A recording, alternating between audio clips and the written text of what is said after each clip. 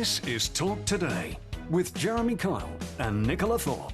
A very, very good morning. It's just gone 6 o'clock on Monday, the 2nd of October, and a big welcome to Talk Today. This is Talk TV's brand new breakfast show. It is indeed, and you can watch us on TV, on radio and online. Our top stories this morning. The Tory party conference is underway, but a row over tax has led to a shaky start for Rishi Sunak. The Chancellor, Jeremy Hunt, plans to get the work-shy back into employment. He'll join us live on the programme later this morning. And as James Bulger's murderer John Venables is set for another parole hearing, we'll have an exclusive later with his father, Ralph. And after a record-breaking warm September, will the temperatures continue high for the start of October? I'll have the details for you soon. Gang, we're on! We're here! Good morning, everybody. Good morning. Are we all well? Weeks of practice and we're on. A big welcome. Thank you, wherever you're watching or listening in the United Kingdom. Thank you for making it Talk Today. Nicola Thorpe, looking... Jeremy Kyle. Thank you very much indeed. So, should we just let this out? You're having a baby. I am having a baby. I'm 6 months pregnant, and it is a girl. She's kicking like mad. She's very excited to start the breakfast show with you all. I'd like to point out that my wife is also pregnant. She's at home. She's having a girl, and the baby's also kicking. But there was... the curse. I don't know what happened. I don't know what happened. Nazanin Gaffer, the woman who puts in, what, 20,000 steps an hour? No, a day, of course. How's it going? It's going well. Did you guys sleep well last night? No, I could not sleep. I was too excited. Yeah, same here. This is really weird. Slept great. But what time do you have to get up? 1:30. Ooh. So you I barely feel slept. great. I probably feel completely knackered by 10 o'clock, but no, absolutely great. And Emily, how are you? I'm very well. I didn't get much sleep either. No.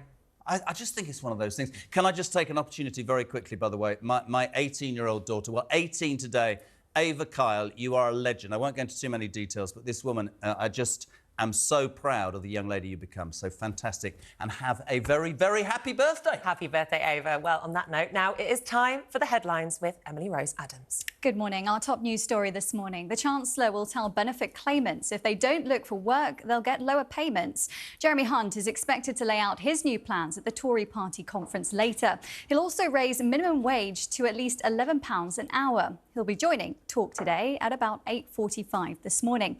Well, the four-day summit is underway in Manchester, and MPs were met with protests as it opened, with thousands of people marching through the city centre. Speakers so far include the Foreign Secretary, who's called for more international cooperation to stop Channel migrant crossings.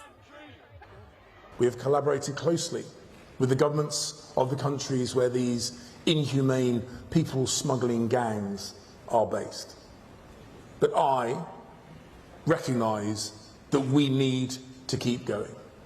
And so today, I've written to all of our ambassadors, all of our high commissioners, and I've instructed each and every one of them to do even more work.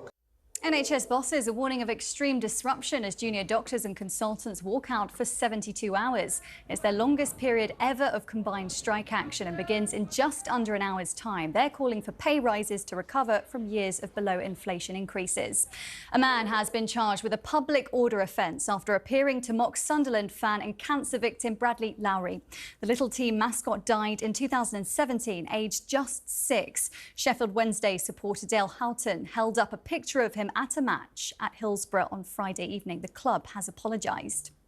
Water companies are planning to increase bills by an average of £156 a year by 2030. It's to pay for upgrades and reduce sewage discharge, costing £96 billion. The proposal is being submitted to the regulator for England and Wales today.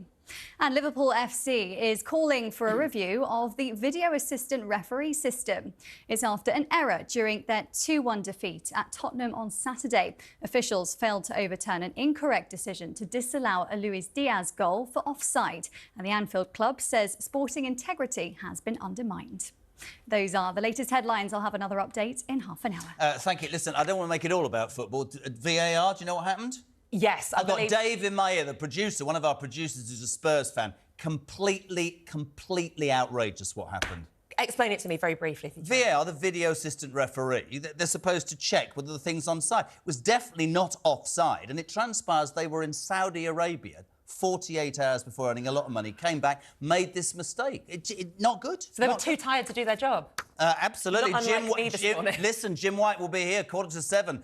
Mr. Football. 7:45. He'll be here 7:45. We'll talk all about that and the Ryder Cup because we thrashed the Americans, which was fantastic. It's 6:05. She has apparently checked what the truth is. Naz, what's happening weather-wise? I don't use a VAR for the weather. Very good. Which is a good one, isn't Have you ever got it catastrophically wrong? Have you ever done like a Michael Fish? Yeah. So far, no, but, you know, never say never. Could happen. I could do it today if you like, but it is going to be another warm one. We've had a record-breaking September, and it looks like more warm weather is on the way this week.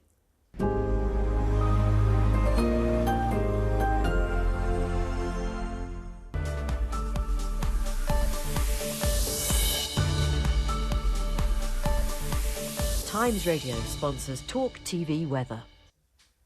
Good morning. So yesterday, the first day of October, and sites in Scotland, England and Wales all had temperatures above 20 degrees Celsius. In fact, in Wisley and Surrey, we saw the high of 24.1 degrees Celsius. That's the warmest October day in 5 years. And it does look set to turn warmer as we head towards the weekend as high pressure comes into play, especially across southern areas. But before then, we are going to be seeing rather wet conditions across many northern and western areas of the UK. Although for today, it does look like the rain is mainly going to be across the south. In fact, it's a north-south divide with today's weather.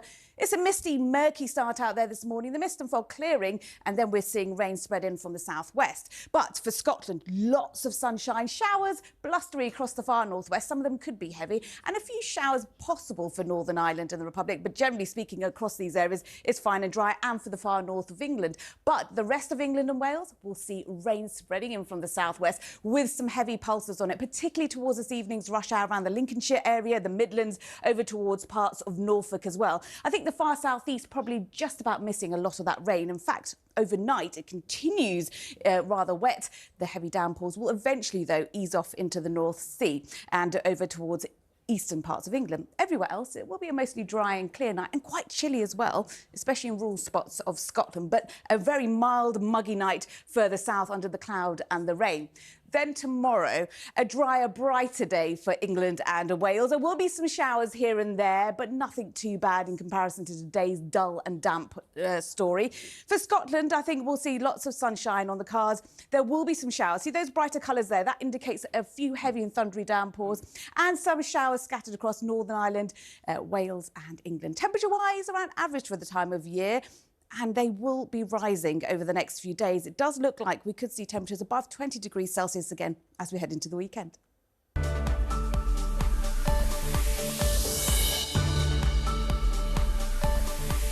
Times Radio sponsors Talk TV weather.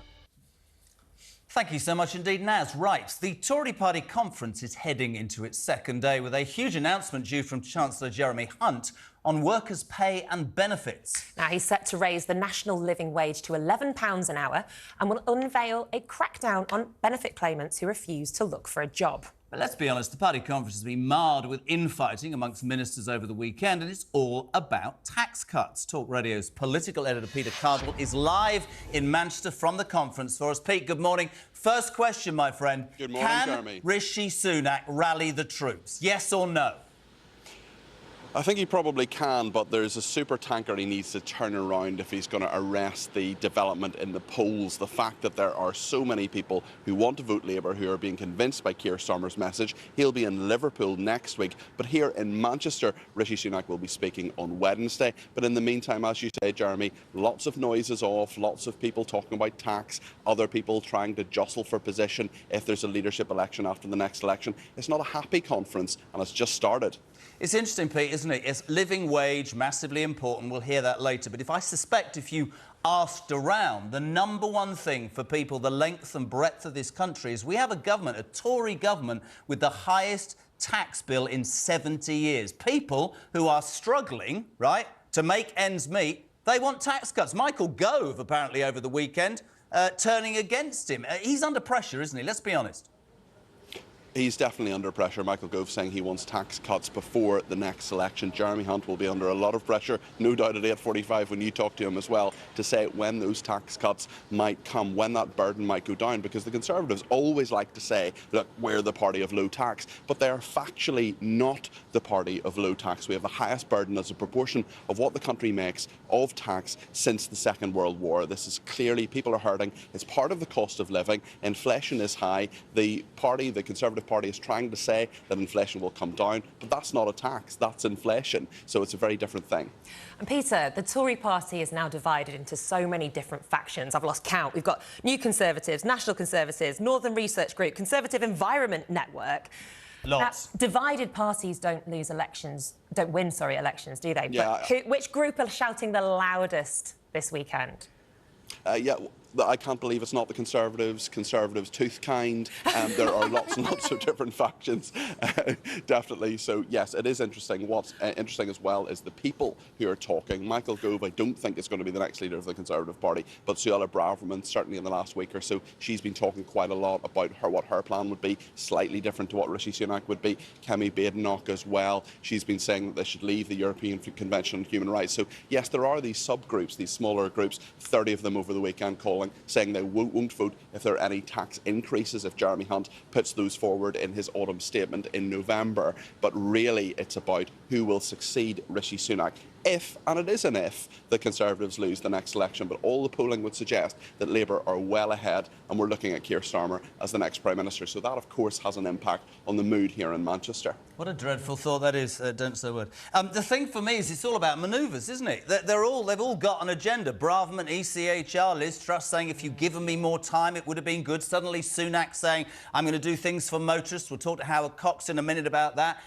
There seemed to be this raft of things that have been nowhere for 13 years, and I think the British electorate will go, hold on a minute, is this electioneering, or are you actually seriously going to make a difference? Because I think the British public need answers, and they need answers now, don't they, Pete?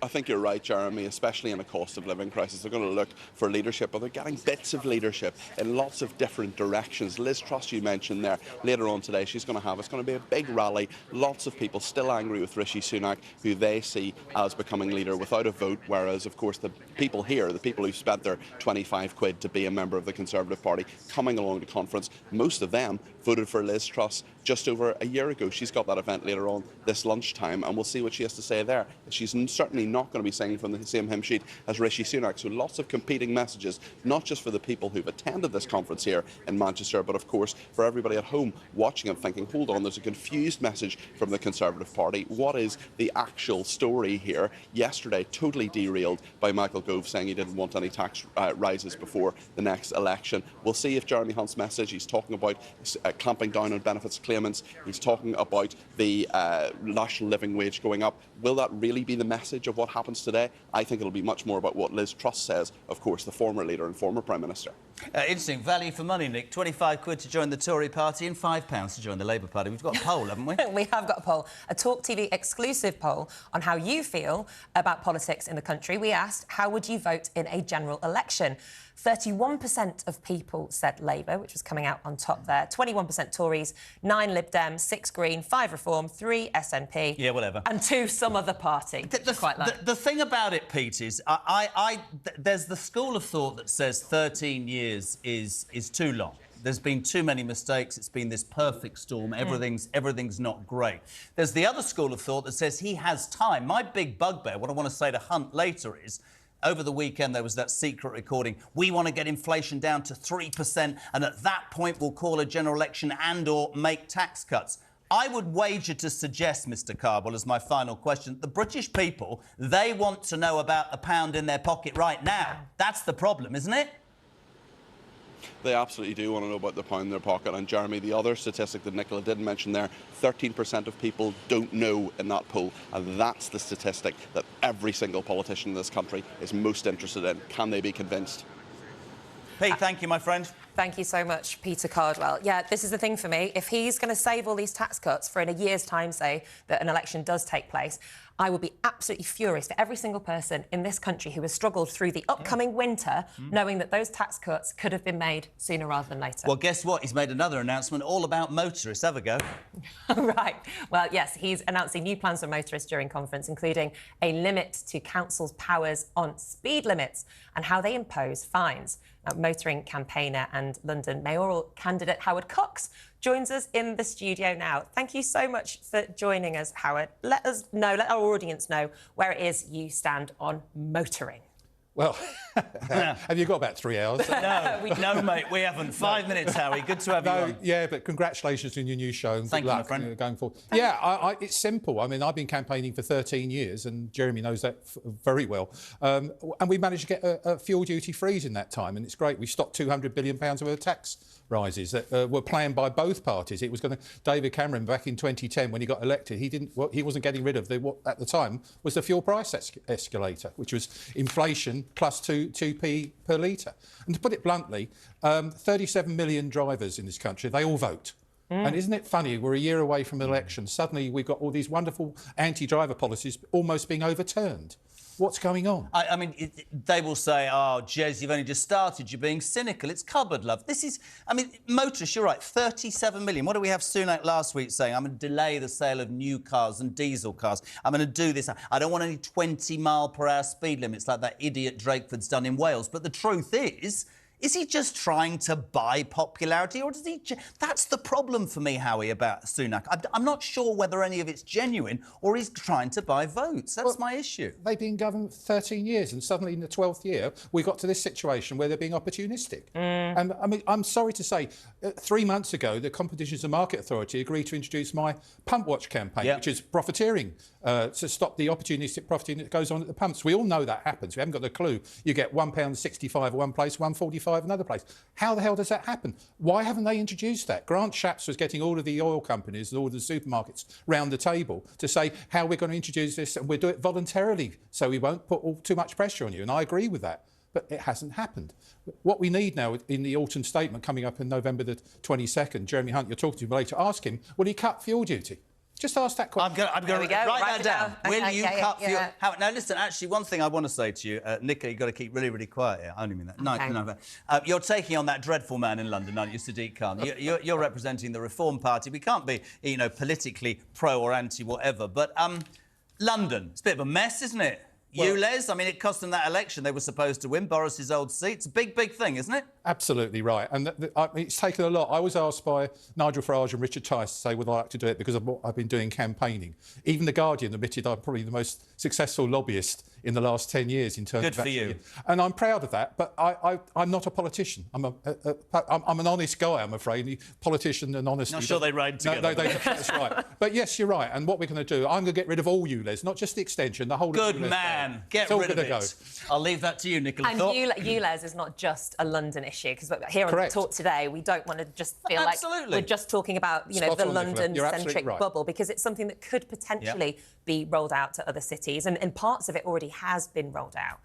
What's your stance on that? My stance is that it's ridiculous, because we all know that we're responsible for 1% of the emissions in this whole of the world. But we do outsource a lot of our emissions. You're absolutely right. Yeah. OK, well, let's bring a bit back by having cheaper fuel. And is it wrong to suggest, Howard, that actually it's just a money-making thing from Khan? You make a really good point about the rest of the United Kingdom. But here's my thing about Sadiq Khan. I'm proud to say it. If you're that terrified that diesel cars are going to kill people, stick to that. You're also saying, if you pay me £12.50, I don't care what you do with your car. It's not right, is it? Bring in your dirty diesel, give me the money. In case it is a cash. And that will attack the poorest people, the length and breadth of the country. But the majority of cars aren't affected, or the majority of drivers in London aren't affected by ULEZ. I'm just putting forward the alternative point of view. I expected that, but there's 1 million cars are affected, and most of those are owned by low-income people. But the care workers, midwives, all those sorts of people. I love you, Howard Cox. No buts, it's got to be butter. I'm going to have another but.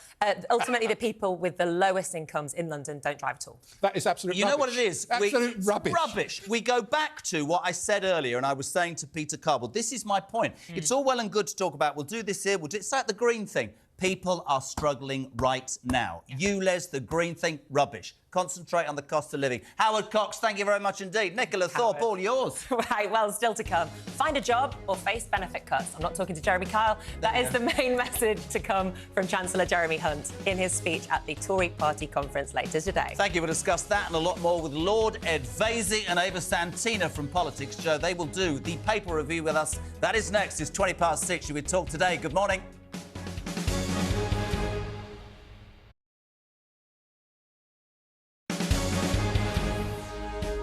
Welcome back. You would talk today. It's 6:23 Monday morning. We'll have the papers in just a minute, but here is what's coming up on your programme this morning. The Conservative Party's Deputy Chairman Matt Vickers joins us after 7 to discuss the party's big education and working benefit announcements. We have an exclusive and emotional interview with James Bulger's father, Ralph, ahead of the parole hearing of his son's killer. That is just after 8 o'clock. And Chancellor Jeremy Hunt joins us just before 9 to talk about his Tory party conference speech later today. Now, let's take a look at some of the morning's front pages. The Times says, make more effort to find a job or face benefit cuts, warns Hunt. The Telegraph leads with Ben Wallace, the former Defence Secretary's comments to the PM that £2 billion more should be given to Ukraine. And the Mail covers the Education Secretary's announcement that mobile phones will be banned from classrooms. So much to talk about. Politics Joe's political correspondent Ava Santina and a slightly embittered former Conservative Minister, Lord Ed Vaizey, joined us. Good morning, team. The A-team on day one. Team. Hello. He's not at a conference. You've brought me back. You've brought me back to be here at the launch of a major breakfast TV show. There we go. I've carried this chip on my shoulder for years about not being in the cabinet, but now I feel fulfilled at last. Can I just say the reason you weren't even invited to the Tory party conference. So unimportant are you, Lord? I presumed you'd be getting a helicopter there to Manchester It's after the show. completely empty, but I'm getting the 9:15 train to Manchester. And are you wearing the black tie because it's all over for the Tories? Let's be honest. What's going on? I'm in mourning for the Conservative Party, but I thought, frankly, I should dress up for such a big launch this morning. Right. Thank you so much. Here we go. You clearly didn't have the same thought. Lord Ed Vaizey, let's start with the Times. Jeremy Hunt to make a speech to conference about restricting benefits of people who won't even look for work. Hurrah. Hurrah! Hurrah! I didn't even bother to read the story. It's a total non-story. They're always trotting out they're going to restrict benefits. It's already very hard to get benefits. We've got more people in work than we've ever had before. George Osborne famously and very controversially clamped down on disability benefits. Lots of people living effectively permanently on disability benefits. Lots of tough tests to check that they were fit for work. It's not easy getting benefits, and I very much doubt this will lead to any concrete action at all, but it plays well with the Tory faithful. Ava? Well, I was meant to say all that. I know. That's all gone really, really wrong, to be fair. Well, this is it. Say what you like about the Tory party. They're uniting people, aren't they? Yeah, for sure. Against I them. mean, they reckon as well this is going to save them about £8 billion. And if you look onto tax fraud, that costs the country about £35 billion every year. So I just think, maybe you could, get your priorities a bit straighter. Let's talk about the minimum wage. They're going to raise it, aren't they, to £11 from £10.42 at least today. That's his big announcement to conference. That's getting 2 million people £1,000 a year more. Added to that, the benefits conversation. But the overriding feeling amongst anybody you talk about is it should be about tax cuts. That's what people want right now. Well, I mean, some people want tax cuts. I think that anyone who's sensible would look back on Liz Truss last year and would say we really can't have any more tax cuts at the moment. And also, I think the big line bandied about today that Hunt's expected to say is that we've got the highest taxes since the Attlee government. I mean, if you look back to Attlee, he gave us the NHS, he gave us welfare reform. I don't think we should be crying about the NHS, Ava, do you? But he gave us something. He gave the country something compared to what now? What have we got? Nothing. Tax cuts are a complete red herring. First of all, because we're not in any position to cut taxes. Margaret Thatcher didn't really cut taxes until well into her premiership. Ed, it's the message. I've said it. I'm going to say it to Jeremy Hunt. The message to people who are not political, who look at their wage packet and they go, he's down there in London, he's saying this, if inflation gets to 3%, then he can tax. I need money in my pocket now. That's what the Tories need to get through to people. They need to convince me to vote for them. Well, I think the minimum wage increase is a very good thing. What I'm obsessed by, and it's so boring to talk about at 6:30 in the morning, is tax simplification. I asked Jeremy Hunt this. If you evened out taxes and made it simple, if you look at the graph of how people pay tax, it goes like that. It's kind of crazy as you earn more money. He said it cost about £6 billion. Well, he's proposing to abolish inheritance tax. Good thing to do, by the way. But that would cost about £7 billion. You could simplify taxes, get rid of all these kind of kinks and so on. I feel the left. I feel the left in this studio getting ready to say something about inheritance. Well, I needed to provoke Ava. We need to disagree about something. But he says there's no room for tax cuts, except we're going to consistently talk about inheritance tax cuts, which affects ultimately people who are extremely wealthy. Yeah, and a really nominal amount of people as well. But, you know, apparently this is all about aspiration. So most people in the country do think they're affected by inheritance tax. They are not. It's about under 1% of people who are actually going to pay it. Ed Vaizey might be paying it, though, I have heard. So maybe we should be looking at his estate. Interesting. Ava Santina, Ben Wallace. It's all offshore. In the Telegraph. Ava, Ben Wallace. What's this story? Yeah, big story from Ben Wallace this morning. I mean, apparently, when he was Defence Secretary, he wanted an extra £2 billion given to the budget for the war in Ukraine. He was told absolutely not. Also, last night, I don't know if you saw, but there was a bit of a diplomatic issue. So Rishi Sunak was forced to come out and say that we are not going to put boots on the ground in Ukraine anytime soon. I think everyone was quivering yesterday. We were thinking, oh my gosh, are we going to war with Russia? But not quite yet. But yeah, so I mean, Ben Wallace he's now not Defence Secretary. Grant Shapps has taken over. Grant is being given licence to extend the budget in a way that Wallace wasn't. I don't know if that's an internal fighting issue. Well, Ben Wallace obviously wants to be some kind of media star when he leaves politics. I hate ex-politicians who just want to go on the media all the time once they've left frontline politics. Failed to get in cabinet, become a media commentator. He's given the Telegraph their conference front page by saying that he fought hard for money for Ukraine and mean Rishi wouldn't do it. But it is Grant Shapps appears to have misstated, because the idea was that British troops would be on the ground, not fighting the Russians, but training the Ukrainians actually in Ukraine, which would have been, well, I was going to say a provocation. I mean, the point is we have to defend Ukraine against Russia, so I don't mind any kind of provocation, but it would be a bit of an escalation. Huge slip-up, though.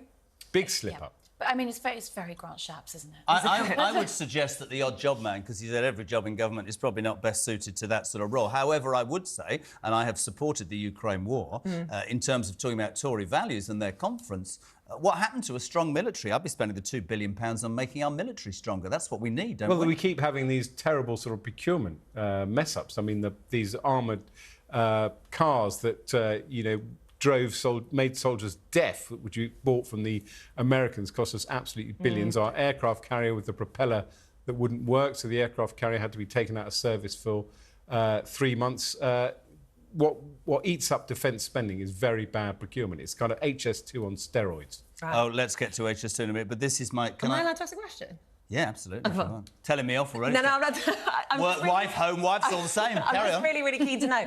The US over the weekend changed their policy on Ukraine, didn't they? They've said no more spending. So we need to be leading the way. Yeah, well, they're having this showdown in the US, the hard-right Republicans wanting to close down government spending, and as part of the deal, which allows them to run it for another 45 days, they took out $6 billion of additional aid to Ukraine that was planned. But the US have spent about 3% of their defence budget, which is money well spent, frankly, if you want to decimate the Russian army without losing a single American life. Can I move on? Go on, then, I'll let you. It's going well. It was my favourite...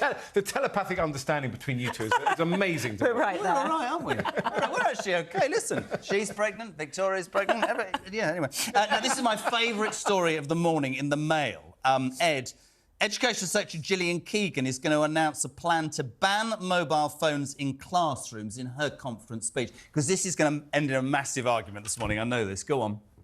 Well, I'm sorry, because I'm meant to be the Tory boy telling you how marvellous this announcement is. There's a brilliant tweet from a former special advisor this morning saying, this is the world's most perfect announcement. As an expat, I say that I salute you, because it's entirely meaningless and you've got the front page. Most schools ban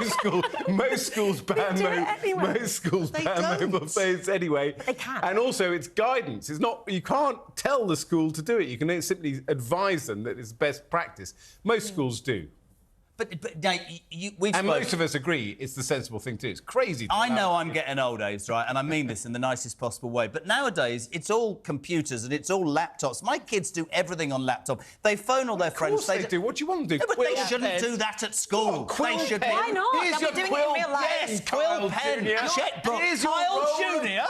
Here's your roll of parchment. I think we should go back to old values. You've got your phone there, you've got your iPad there, you've got that over there. I'm going to hit you with my mortal do our job without technology. You're going to hit me with your water. You've got Dave in your ear telling you what to say as well. That's true. Yeah, Thank you, this Dave. is a very conference speech, though, isn't it? And also after a couple of weeks that Gillian Keegan's had with RAC in schools, and, you know, the schools falling down. This is just quite a nice... Kids love porta cabins and phones. Absolutely. This is a nice story for her. But, you know, they need the phones because if the roof is going to come in their classroom, they need to make a call. So we can't take the phones away. I'm stuck in my porta cabin, the roof's come in, I can't get to my lessons. Can you please come and rescue me? Exactly, and I think it is right that kids don't have their phones on during lessons. But to have them during breaks, I think, is so important. And she said, oh, it's all part... Well, she's arguing that it's kids get bullied at school. And guess who else said that? Gavin Williamson, like the king of bullying within the education department. Sorry, Sir Gavin Williamson. Yeah, allegedly. Yeah. First libel writ of the programme. I know. Allegedly at 6:33. No, he...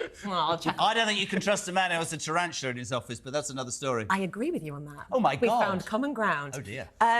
Kids will get bullied regardless. Kids are more likely, I think, to get bullied online when they've left school rather than when they're in the classroom. Absolutely. I mean, teaching a healthy relationship with phones, that would be a better way to go about this with children. But, you know, I've got no problem. Phone's on the desk. You want to Google something, you know, to help you out in your lesson, that's absolutely fine. You're going to be doing that at work, so why not school? What about the old book we used to, the Oxford Dictionary, the Almanac or whatever it was, when glass...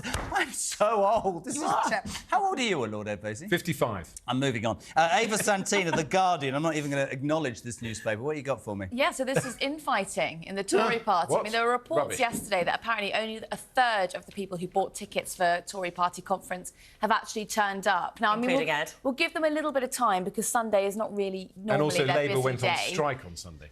No. Labour closed the railways. That is actually, what a pathetic That is tactic. actually not true. That was and on they've closed the Saturday. railways on the day of Rishi's speech. Well, what's Rishi doing about the railways in Manchester? Well, he can't do anything because they've closed them. Okay, but he's failed. He's failed to There's no point building HS2 if the railways are on strike. But he has failed to make a commitment on HS2. We all saw him do the political rounds yesterday, the media rounds, sorry, and he said nothing other than spades in the ground. Yeah. Well, he might even have a COBRA meeting, so an emergency government meeting, while he's at conference to decide what to do about HS2. But, I mean, Andy Burnham, the mayor for Greater Manchester, is particularly upset about this because he thinks the Tories are going to come into Manchester, have this conference, and as soon as they leave, they're going to go, oh, by the way, sorry, the railway's not going I think I've probably got a different view on HS2 than most people. It's an extraordinary amount of money. I think you would do just as well to spend that money and give it to local communities and get mayors and people to spend it and try and make their area better. I don't understand. And maybe, oh, God, we've all gone left-wing. But I genuinely mean that. I'd rather give Andy Burnham a few billion But he quid. is committing, I think it's 55 different cities and towns he's giving £20 million to, kind of in lieu of HS2, Come on, it's a potentially. national embarrassment that we cannot complete HS2. I agree. mean, We the spent French have built this network of high-speed railways. The fact is, I'll tell you why they build levelling their up. railways, shall they? Because they don't care about the migrants. They send them to us. We're having to deal with that. Well, they build their railways. That's the problem. That's Well, the I mean, French to be for you. fair to the French, and they don't care about property rights. So they can just shove a railway through your village. But you know, if you want levelling up, you get Manchester and Birmingham and Liverpool much closer to London because London is the economic. But what about looking after the people that live in those cities? We can't even in London fix a Victorian bridge that's been closed for 6 years. I mean, it is a national embarrassment. We can't build any houses. Planning and infrastructure in this country is completely messed up. And we don't have a leader of the Tory party, leader of the country, who can commit to a very, very simple, I think, policy of HS2. I know, I put it in my top 4 priorities for this government to get HS2 built. Would you? Heard it here first. Yes. Is that why you're an Housing, HS2, sort out the health service, simplified taxes. That's my manifesto. That's what I'm going to Manchester with.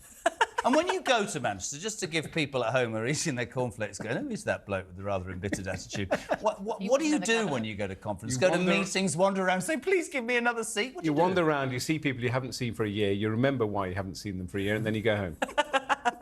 I love that. Just like Christmas. Ed, the front of the Times, somewhere in the Times actually, NHS hospitals are paying their own doctors up to £7,900. It's not somewhere in the Times, it's the headline, and it's to cover striking colleagues.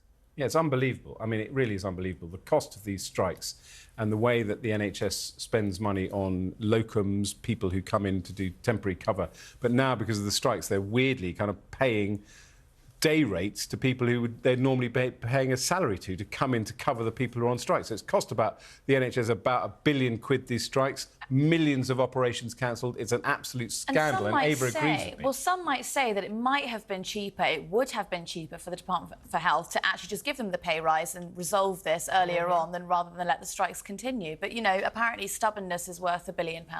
And Ava, this is something that happens when nurses and doctors aren't on strike anyway. They're some departments within NHS hospitals are so understaffed that they are getting in temp workers that are paid up to 5 times what their regular nurses and doctors do. You know what I find extraordinary is I always wonder what and who makes these decisions. Nearly £8 a shift to cover striking. Who in the health service sits down and goes, well, I mean, we're absolutely screwed. We've got no money. That's a really good expenditure. Well, how is that allowed to happen? Short-term thinking. Yeah, there aren't enough staff, and so, you know, a consultant can charge if they want to come in for an overnight shift or they need them. They can charge what they like. It's like if you get in a plumber at 2 o'clock in the morning and they can charge an extortionate fee. It's exactly the same thing. And also, don't forget the other really annoying thing, because obviously I'm totally in favour of the private sector working in the NHS, but what is annoying about this figure, 7,900, is probably quite a lot of it goes to the agency that books the doctor. It's not necessarily all going to the doctor, even though clearly an eye-watering sum is going to the doctor, but quite a lot is the agency's fee as well. I used to work as a temp receptionist for various different agencies. Oh, I bet you were happy. And when I one day found out how much they were getting paid compared to what I left with in my pocket... Did you walk out? I walked out. There you go, good. Let's bring it right down to my level. Daily Star front to finish with Conker's World Championship. Chiefs admitted allowing players to bake their conkers after freak weather has made conkers soft. This isn't a big story. I used to roast my nuts when I was a kid to make sure they were hard. Absolutely true. So did you play... Pre-7 a.m, Jess. It's true. We used to put them in the oven, Granny taught us, and that's how you win. You've got to have hard nuts. It's the final straw. What is? That people are baking their conkers. You know, we live in a great country with a proud history, and suddenly we discover even the World Conker Championships allow you to bake your conker. But I think I did used to bake them. Is that not what you're meant to do? And dip them in vinegar? Yes, but not to enter the World Conker Championship. OK, so that's cheating? Yeah. It's an outrage. So you're allowed to do it? It's like giving the conker steroids. You wouldn't do that at the 100 metre. It's conker doping. Yeah, it's conker doping, exactly. Did you actually seriously play conkers? Yes, I did. Are you any good? No, I don't think so, but it's all about the taking part. I'm gutted we don't have any conkers in the studio. Day one, this is an impossible ask. Is it possible for anybody in the production department to talk today to get 2 conkers on a string so we can have a fight? Well, a game before 9:30. Or send Ed Vasey, he'll go and get them. I'll go and get your conkers. Will you go during the next hour and go and... I'll go get your conkers, mate. Emily, conkers? I always did the vinegar trick. I used to think that would make me win somehow. It was I don't know if it's just a myth or Is it whether it's scientific, true. or was it just one of those things that passed around It was just a kid's myth, but maybe I'm wrong. Fantastic. I didn't think it was against the law. Marvellous. Well, thank you. It's against the regulations of the official World Conker Do you want to play Championships. conkers between now Yes, and... please. Right, we get me can conkers. conkers in the next 2 hours. Thank I'll you. be very impressed. Well, thank you so much to Ed and Ava. They'll be back in just under an hour. Now it's time for a quick news update. Emily Rose Adams at 20 to 7.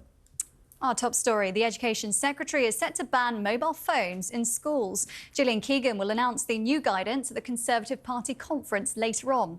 The plans will mean kids are stopped from using devices in breaks as well as in class.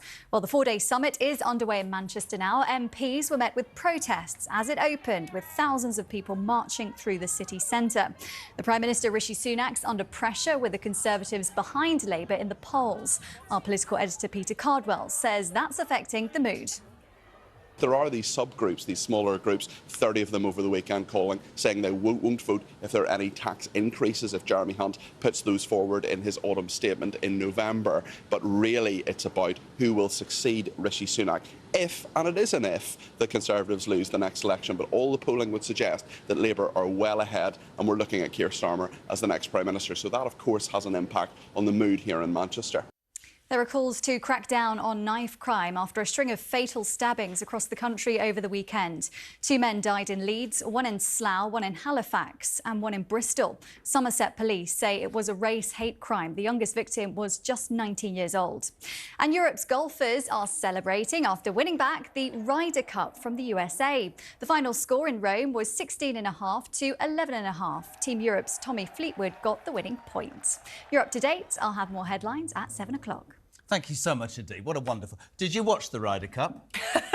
No, She's going to get her iPad. I always love to put one over the Americans. Lots of stuff going on. That was fantastic. Always good to put one over. By the way, as ever, on this brand new Talk Today breakfast show, we want to hear from you. We're not going to sit here and talk at you for the next 3.5 hours. We want your opinions on the stories of the day. You can email, make a note, talktoday@talk.tv. It's on your screens, and you can text the word talk. Do that, because we won't get it. And send your message to 87222. Got something already? Absolutely. So on mobile phones and Gillian Keegan's proposed ban, Andy in Leicester says everyone uses their phone all the time, including MPs in Parliament. Why should schools be an exception?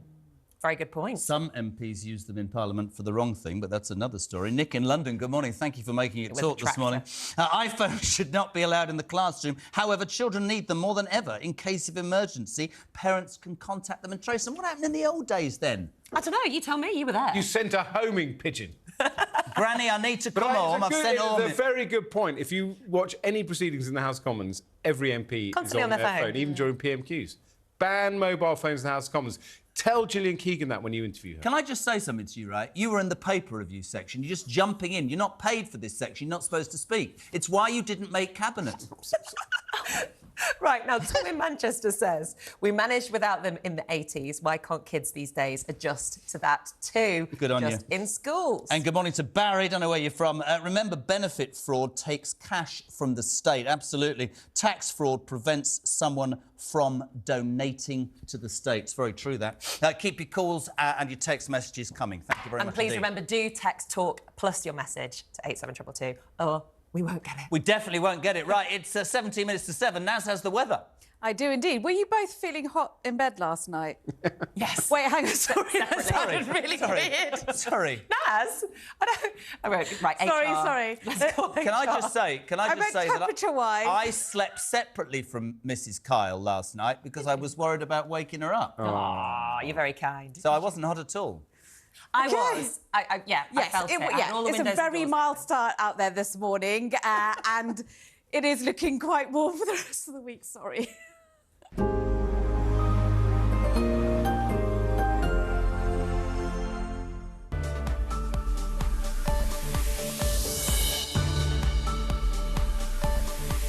Times Radio sponsors Talk TV weather. Good morning. It's an incredibly mild start out there this morning. Temperatures are already in the mid-teens for many across the south in particular, and they will be rising above average for this afternoon. In fact, we are going to be seeing high pressure building over the next few days, and that's going to suck up that very warm air across parts of Spain towards us, where we could, by the weekend, see temperature highs of 26 degrees Celsius for the first week of October. That is insane. But before then, it is looking quite unsettled. It's a misty, murky start out there this morning for many central and southern areas. I think that's going to clear quite soon. But at the same time, we are seeing rain spread in from the southwest. It's going to be a cloudy and dull affair and rather wet for this afternoon over England and Wales. On the other hand, for Scotland, especially towards Aberdeenshire, there will be lots of sunshine and mainly dry conditions, but scatter showers to the northwest. Northern Ireland, a fine-looking day, and the far north of England too. But the rest of England and Wales will see spells of rain, some heavy downpours, particularly towards this evening's rush hour, around parts of the East Midlands, towards Lincolnshire, Norfolk area as well. But I think the far south-east just about escaping with just a few scraps of rain there. And that rain continues into tonight. Still some heavy downpours likely around parts of Hull, as you can see. That rain eventually eases off into the North Sea. Still some rain left over, though, I think, and cloudy skies around eastern parts of England. It is going to be a mild night for many areas too, but quite chilly in some rural spots, countryside areas of Scotland. Then tomorrow, a much drier, brighter day, but there will be some showers around, particularly across northern and western areas.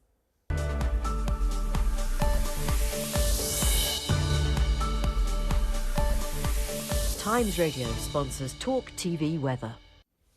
You're the only person I've ever... She makes the weather sound exciting. It genuinely excites you, the weather, doesn't it? It does indeed, yes. I think you need to get out more.